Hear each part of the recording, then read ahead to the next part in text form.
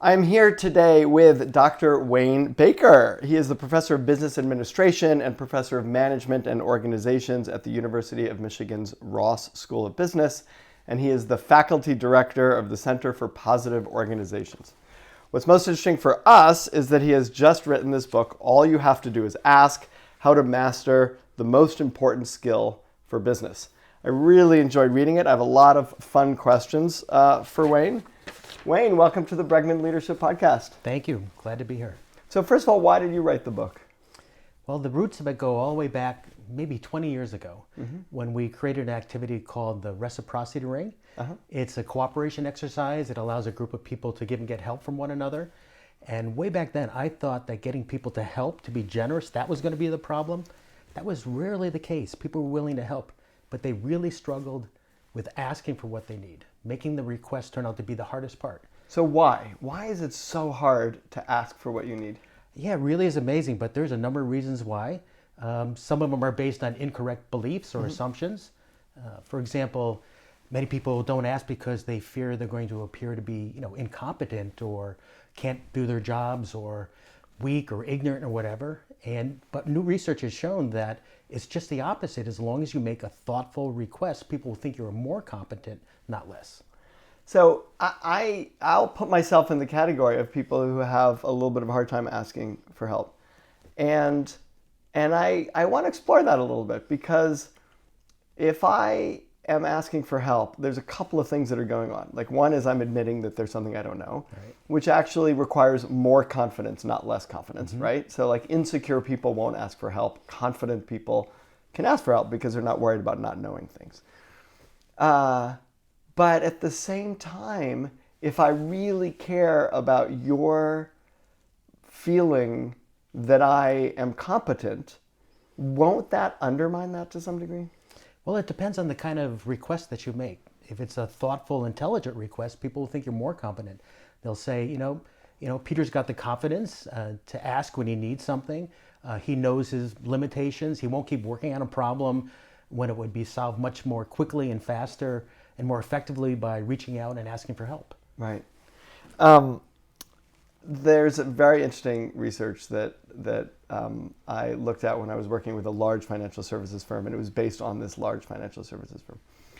And they asked new managers who were coming in, what do you think your people want from you? I don't know if you've read this research or not, but what do you think your people want from you? And what they said was, they want me to have vision, they want me to have like clear direction, they want me, they have to have a feel that I have a sense of, strategic purpose and direction that we're going in, and they want to feel like they're in good hands. And then they asked the employees, hey, you have a new manager coming in, what's the, what do you want from him? What do you most want from him or her? And the answer overwhelmingly was, I want them to ask for help, right? Yeah, it's interesting because it's totally counterintuitive. Yeah, and the higher up you go, I found, the harder it is to ask for help. Right. It's kind of like you're supposed to be a great sage. You're supposed to be the font of all wisdom and knowledge, and never have a need, never ask for help. You're supposed to have all the answers. Right. But one person never has all the answers, but the network does. The people out there have the answers, the resources, and all you have to do is ask, and that will release all of those answers and resources. Right. Alan Mulally, who was the CEO of Boeing and then Ford, this was before all the problems that Boeing's having, and before all the problems that Ford's having, but he was actually like one of the best leaders I know. I mean, he was one of the proof of his really powerful leadership is he turned Ford around with 17 of the 18 original direct reports of his predecessor through whom Ford was failing. So he had this leadership team, Ford was failing, he kept the same leadership team, and then Ford started to succeed. And if that's not a testament to someone's, ability to lead effectively, I don't know what is. And one of the things that he did that's incredibly powerful is, he would have these, he basically led through meetings, once a week he would have a 2 or 3 hour meeting with all of his direct reports, and they would have to say, here's how I'm doing and here's challenges that I'm facing, and at first none of them admitted to any challenges. and they all said they were on plan. And at a point he goes, wait, we're losing $1 billion a year. Is it our plan to lose $1 billion a year? Because that's our plan, it's working. If it's not our plan, how are you all on plan and we're losing $1 billion? So at a certain point, people started admitting their problems, and then they would come to him to solve them. And they would say, like, what should I do? And his answer was, I don't know what you should do. Like, you tell me what you should do, and I'm sure there are people in your organization who know what to do. So go ask a bunch of questions and figure out what to do, and then come back and you tell me what the plan is. Yeah. And so that was him asking for help and saying to them, you guys need to go ask for help. Yeah, I always say that the leader needs to be the role model of the behavior that they want. And that if you want people to ask for help and to be generous and give help, you need to do the same. So it seems to me, and in reading your book, this sort of, I remain with this feeling, which is, it is, on the one side, people are really willing to offer help, and on the other side, people are really not willing to ask for help. That's right. Like, it is very scary to ask for help for some reason, for some of the reasons we're describing, and yet people are very willing to give help. And you have a lot of tools, which we're going to get to, of how to make that a little easier. Ultimately, it comes down to vulnerability, like a willingness to be vulnerable. Like, can I be vulnerable to you if I'm going to ask for help? And I'm curious, before we get into specific tools, like, is that true? Does it all come down to the risk of vulnerability, and how do you help people around that? Yeah, there's a couple of things. One is the, if you think on those incorrect beliefs or assumptions that we have, sometimes just knowledge about that, knowing that as long as you make a thoughtful request, people will think you're more competent, not less. Sometimes we don't ask because we think no one is willing or able to help. Research shows just the opposite, that people are willing and able to help if you ask them.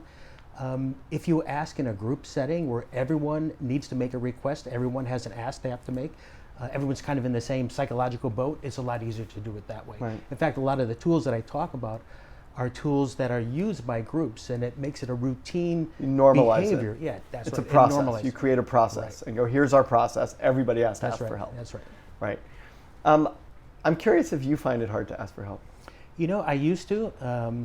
But I have to, I was thinking about this. I was thinking I can trace it all the way back to when I was in high school, and I was taking a French class. I didn't like taking foreign languages. I wasn't that good at it, and I was really struggling. And I went and I talked to my father about it, and he said, go ask for help. And I said, I don't know, I'm kind of afraid of this French teacher. He said, no, go ask for help. And so I did, and maybe it started way back then where I saw that the person was so willing to help me, so willing to sit down and work through exercises and so forth, that it really started me, maybe even back then, thinking about this in a different way. Right.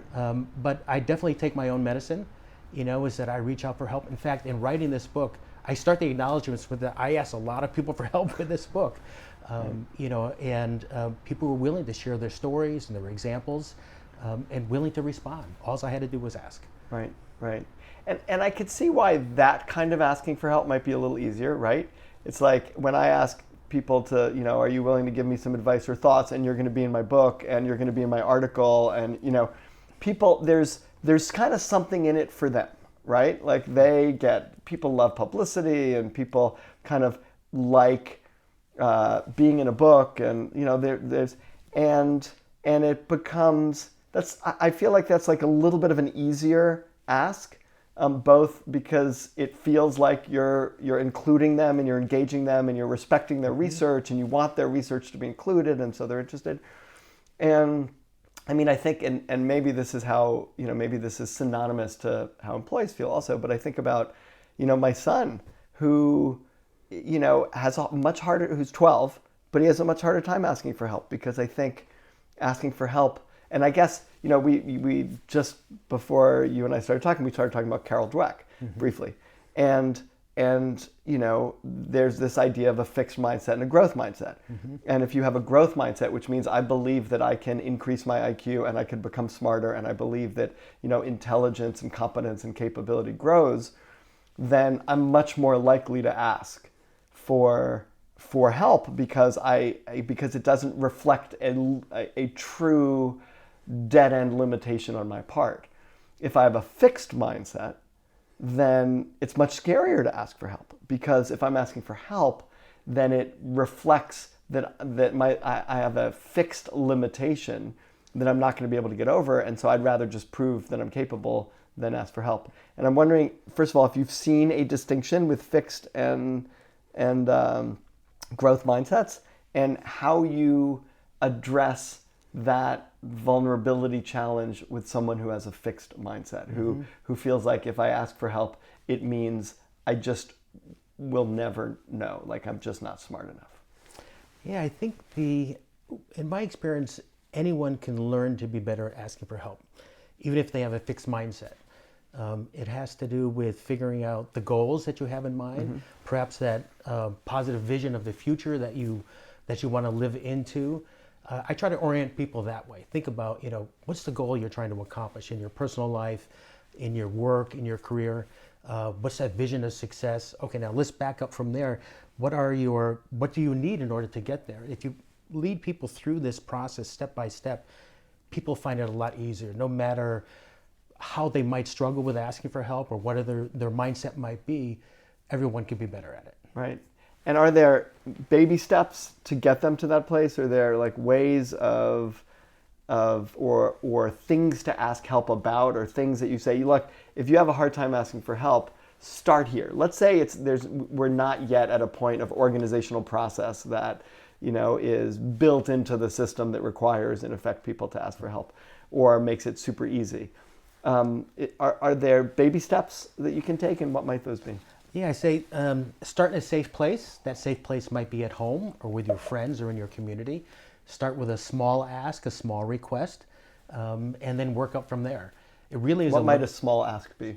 Like just an example. Oh, a small ask might be as simply, asking for directions. You think about that, That's interesting. Like my dad would not ask for directions. Right. He would have loved Google Maps, right? Because he would have asked his phone for directions. Right. But it's as simple as that, of thinking about, you have many occasions in which where you're working on something, or you're trying to get another guest for your show. You could, read through a lot of books, you could search the web, you could do all kinds of stuff, or you can reach out and ask a few people. Do you know any up-and-coming writers? Do you know any books that are on the horizon? Someone that might be interesting to come in and be on my show. It's interesting, the directions thing. So it's the idea of asking for directions was first, when I first sort of was reading that research, it was in a book about gender, and it was sort of very gender divided, right? Which is men don't want to ask for directions, women are fine asking for directions. That, by the way, is the complete opposite in my house, meaning Eleanor, my wife, does not want to ask for directions, and I'm always wanting to ask for directions. The truth is, she usually knows where she's going, and she's usually very, very good at figuring it out without asking for directions. But there's difference. Have you found a gender distinction in people willing to ask or not? It's an interesting question. The research is mixed. Some studies find a gender difference. Some studies don't find a gender difference. In my own experience, there's very little difference between men and women. There's more of a difference as to where you are in the hierarchy. As I mentioned before, that leaders find it harder to ask. Right. And they have a little bit more to learn in that regard. That's a leadership behavior to ask for what you need, to role model that behavior. Right. But I haven't seen really strong gender differences. Right. There's a distinction that I thought about as I was reading this book about asking versus receiving. So asking can be hard, and receiving help is also hard and different than asking, right? Like if I'm unwilling to receive help, then I'm definitely not going to ask for help, right? And the hump to get over asking, though, is slightly different than the hump of getting over receiving. Does this distinction make sense to you? Yeah, and it's an interaction between the two people. So I remember when I was an assistant professor and I needed some help with statistics, and I said, well, instead of keep struggling with this problem, I'll go find an expert on the faculty who knows how to solve this problem. And so I went and I approached that person, and it was how the person interacted with me that really made a difference. So I described the problem to him, and he rolled his eyes and he said, well, I thought everyone learned that in graduate school. I guess you didn't. right? And here's how you solve that problem. So I walked out with the answer. And with a bucket load of shame at the same time. Yeah, I mean, right? yeah, that's right. I was so deflated. I couldn't Right. work on the problem for a long time. Right. You know, but I eventually found someone who was quite different, where I would ask a question and the answer was always started the same way. He would say, well, that's an interesting question, and here's why. Right.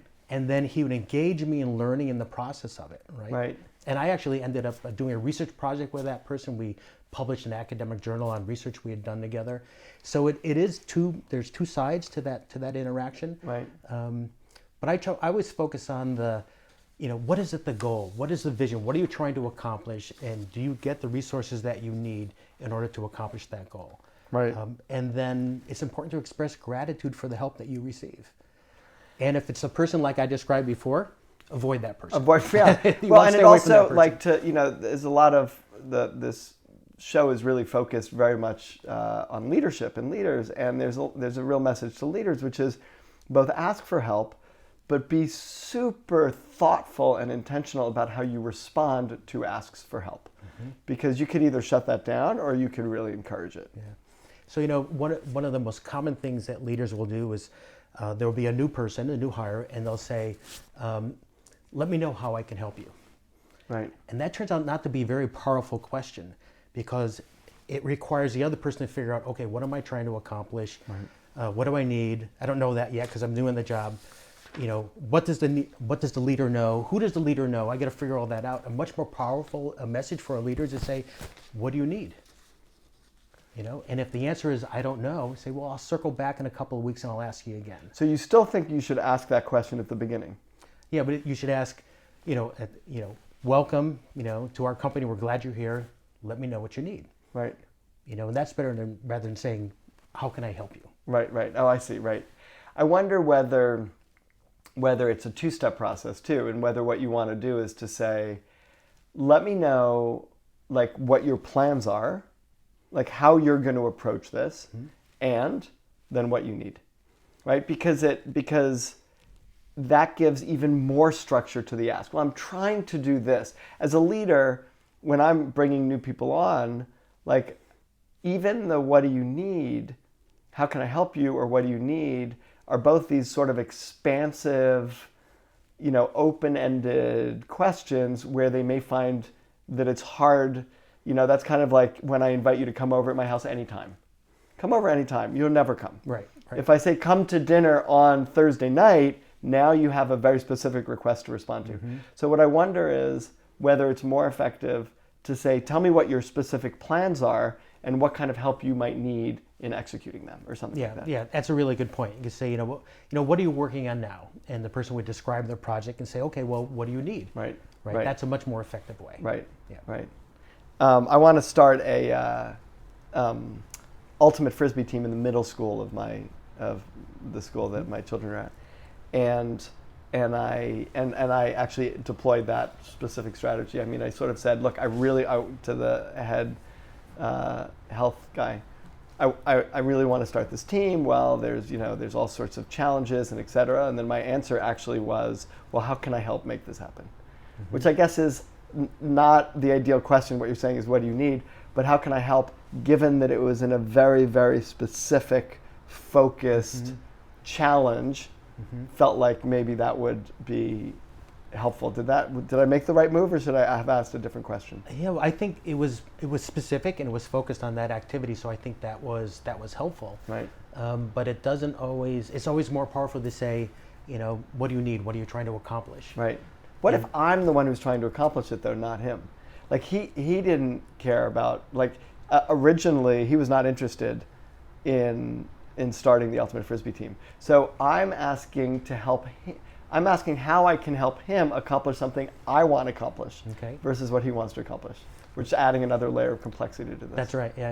Yeah. I would, I'd say to come back to what you're trying to accomplish and what you need, and in this case, and then to tell him what you need in order to, to make this happen. Right. Yeah, it's interesting. This I think shows the complexity of it. Yeah. Because I'm not his boss. Like, he's the one who holds the keys to make it happen. So I'm in kind of an influencing role to kind of say, I really want this thing to happen.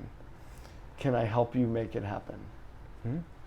That's I don't know what the answer is exactly, but sort of the what do you need, and he might say, I don't need anything. I'm fine with a softball team and not, not an ultimate frisbee team.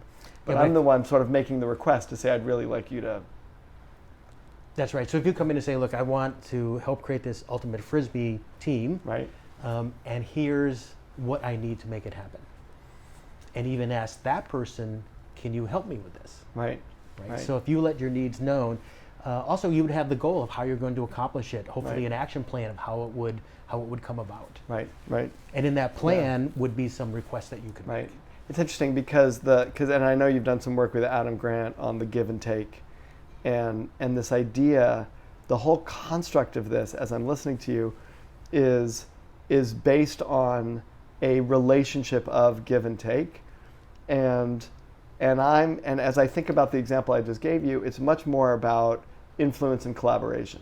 Mm-hmm. Like it's not such a clear, clean exchange where I'm making a request of you and you're going to resolve, you're going to solve the request. It's more like, hey, can I work with you to try to make this thing happen? Right. And there's stuff I need from him and there's stuff he might need from me, but it's not that clear yet. Mm-hmm. There's no specific request except, hey, I want this team to happen. Mm-hmm. Is it even possible? And if so, can I work with you to try to figure it out? Yeah, and and with this idea of give and take, we can think about, that help occurs between you and me, but there's a more generalized form of it, which is you help me and I feel grateful and I'm more likely to help someone else, to kind of pay it forward. Right. That's another kind of reciprocity, a more powerful form of reciprocity, because that starts to spread the whole activity through the network. Have you researched that? Have you found that actually works, that if I help you, then you'll be more likely to help somebody else? Oh, absolutely. Yeah, we've done a very large-scale study using some of our technology built around principles of give and take. And we actually were testing two different theories about why someone would help. One theory is that I'm willing to help you because it makes me look like a good person. It makes me look generous, so some other people are more likely to help me. So it's really, self-interest. That's why I'm willing to help. Right. That's what all my economists would say. That's why people help. Well, there's a whole other theory that comes out of positive psychology. It says that, I will help someone out of gratitude for help that I have received from other people, that I'm more likely to pay it forward. And the amazing thing is that no one had ever put both of these theories in the same horse race, so to speak, and run the race. And I say, we'll let the chips fall where they may, on this study. It's a very large study. I think we had like 14,000 decisions that were made to help or not help. And it turns out that both horses crossed the finish line, but it's the gratitude story that's the strongest one.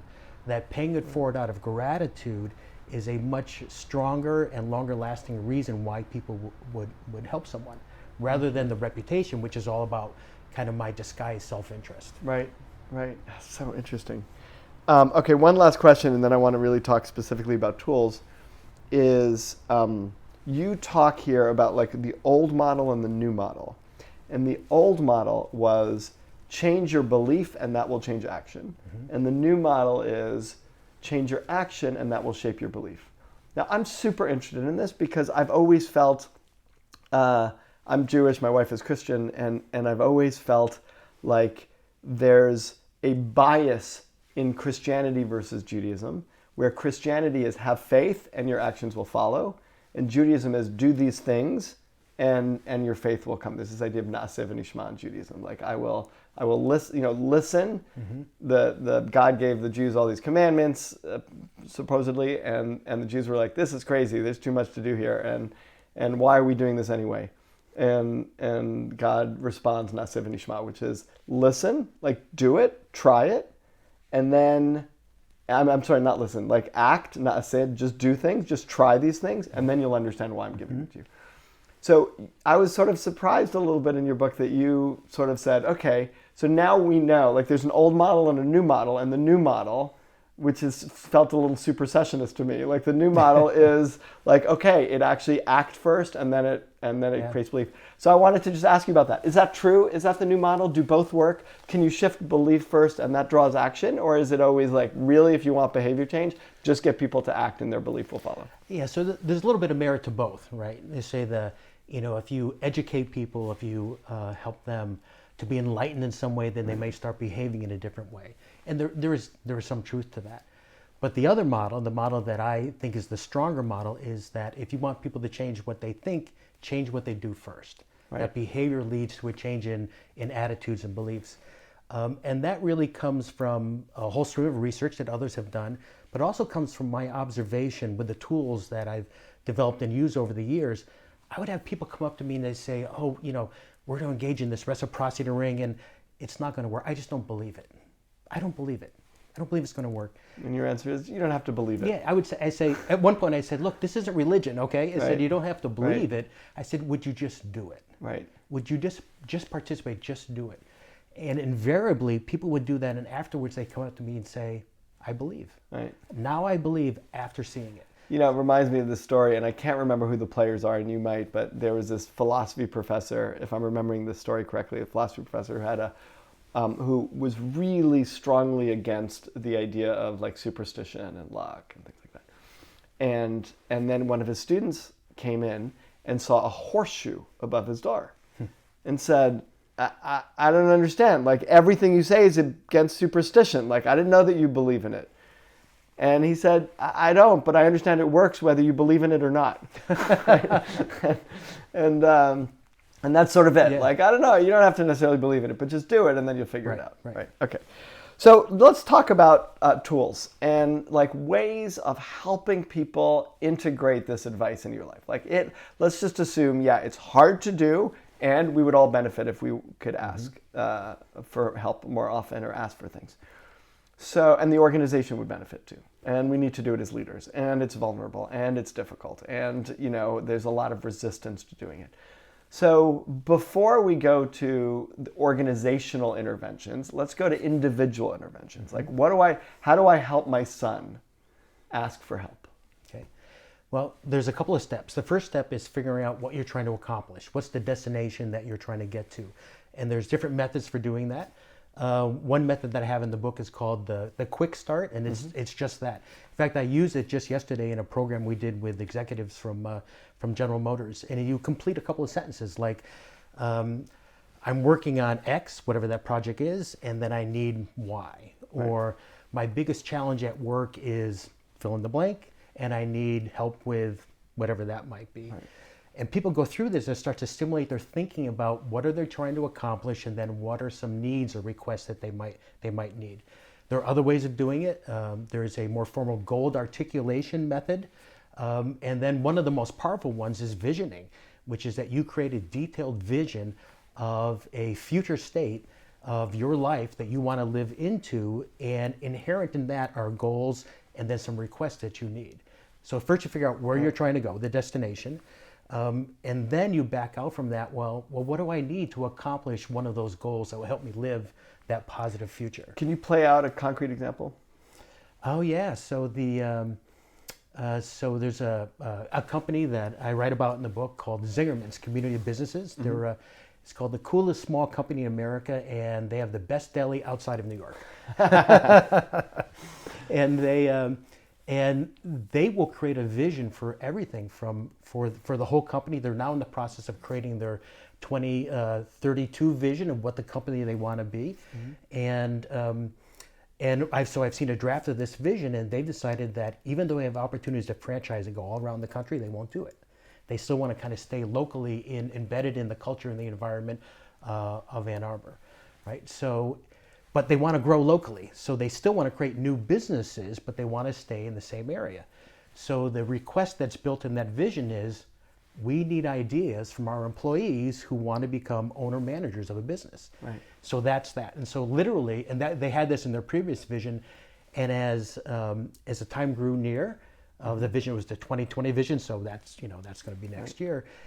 People said, we've created a few new businesses. We got to get going on this. Who has some ideas? And they started generating some ideas. So that vision was an ask for ideas from employees to propose businesses, right? And then they would take them on the path to develop that business. Right. So that's an example at a company level. Right. So when I was writing this book, I had a vision.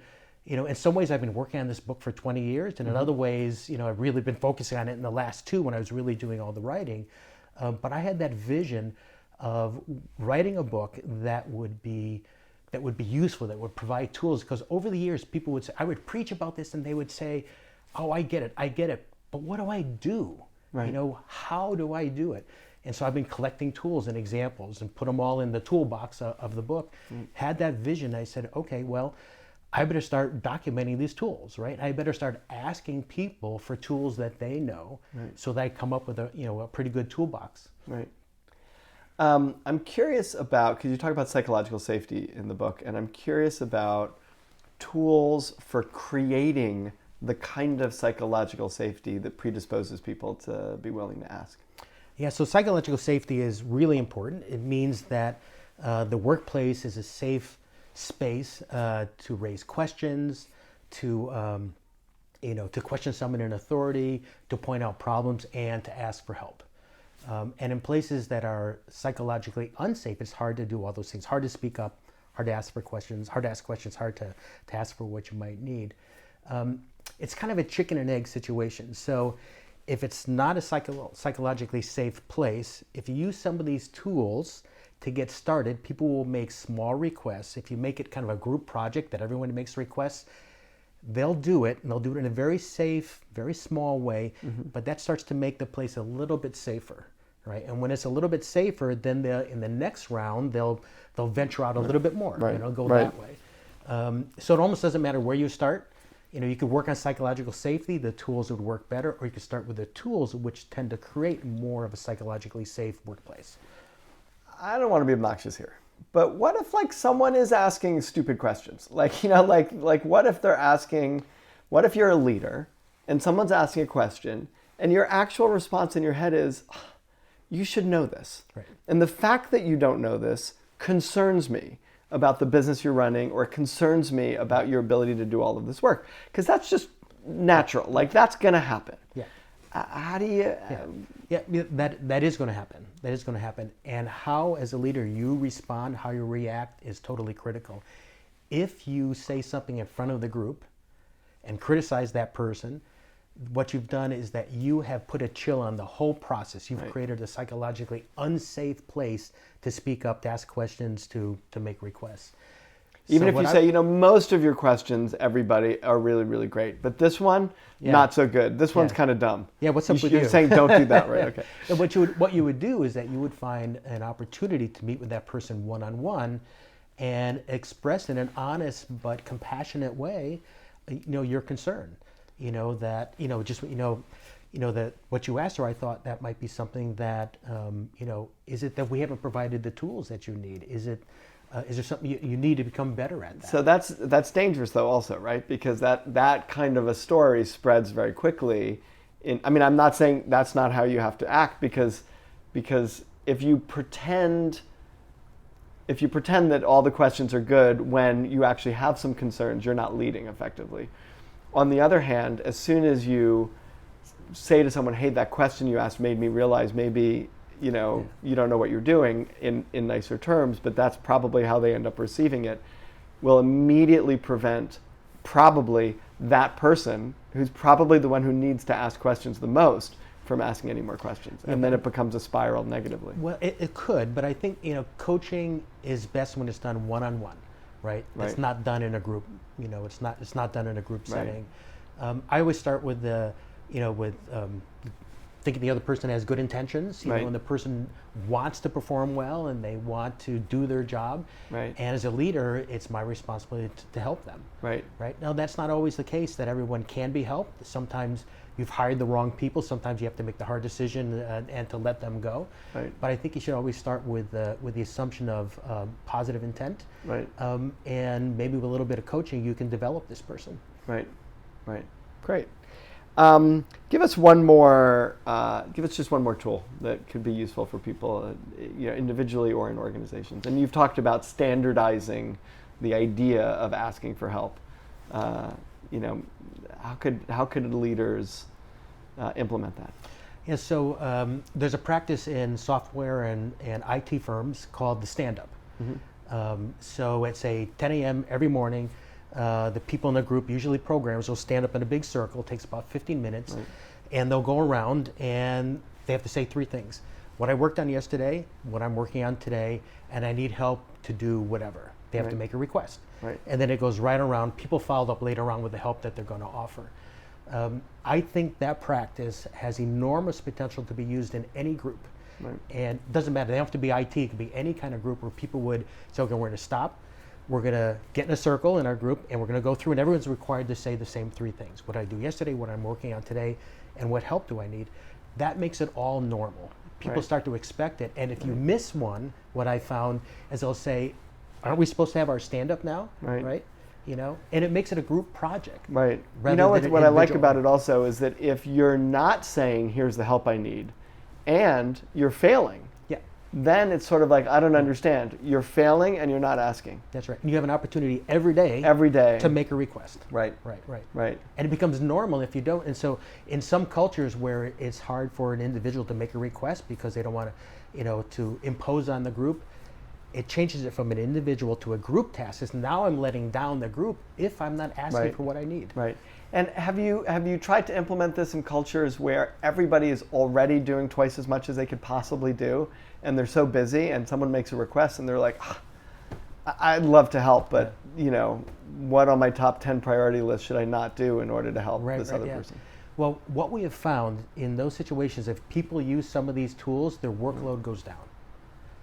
The reason the work goes down is that I'm no longer like trying to get this task done, my head down, trying to get this task done, when if I just reached out and asked someone for a little bit of help on it, I could solve it faster. Right. So it may seem paradoxical, but what I found is that people's things become less stressful, workloads go down when people are reaching out and asking for help and not trying to do it all by themselves. Right.